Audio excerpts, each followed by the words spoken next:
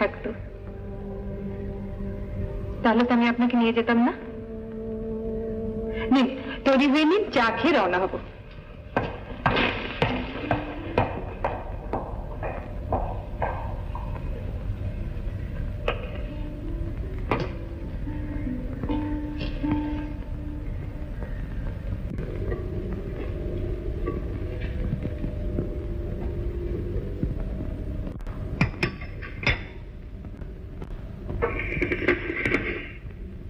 দেখুন তো আর চিনি লাগবে কিনা।